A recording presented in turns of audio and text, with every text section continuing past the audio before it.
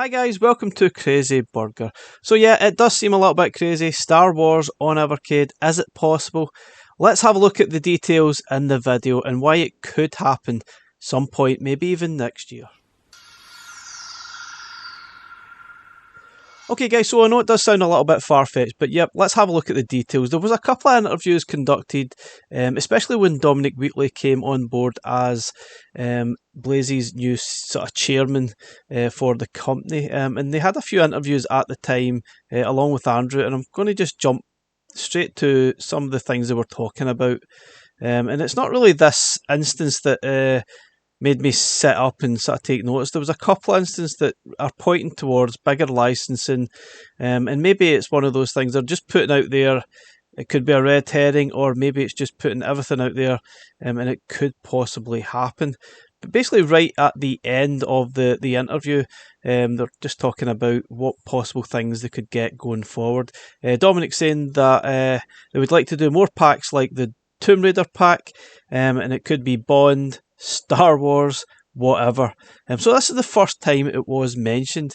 Now it could be, obviously, they are just wishful thinking type of thing.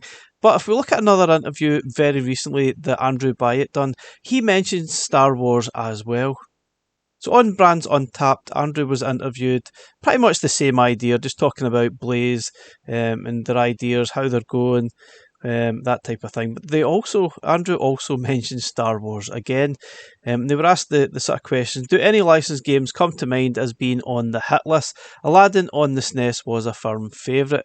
Now here we are again saying that he would love to work with Disney's back catalogue. Now that includes Star Wars. Now that's the second time they've mentioned Star Wars.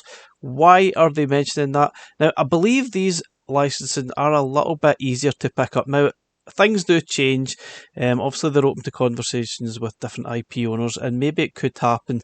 And we might have access to the LucasArts Films games that obviously Disney now own, I think, or maybe someone else owns it. It is very complicated business.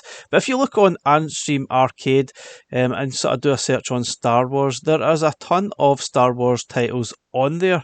And obviously, if you followed my channel, you know that sometimes we have a look at Antstream because some of the titles that you see on there then do appear on Evercade. Now, I think Antstream do have a far bigger budget than Evercade do, but there's certainly a good indication that some of these games could well end up on Evercade. The fact is that Andrew Batt and Dominic Wheatley have mentioned this in sort of interviews very recently. It's something they're definitely looking at. So could we see this next year on Evercade?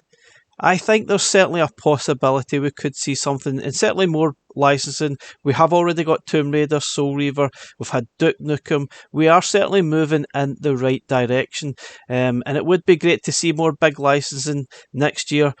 Goodness knows what's going to be in store next year. I think there'll be certainly some big hitters. Maybe it will be a Star Wars collection or two. It would be great to see some of these games that we're looking at here. Star Wars Arcade. We'll maybe move on to other things. Maybe we'll even see Dark Forces, that PlayStation 1 sort of first-person shooter. That would be pretty cool. But anyway, guys, let me know, what Star Wars games do you think we'll see? Do you think this will happen, or is it just wishful thinking? Thanks very much for watching. We'll catch you again in the next one. Bye for now.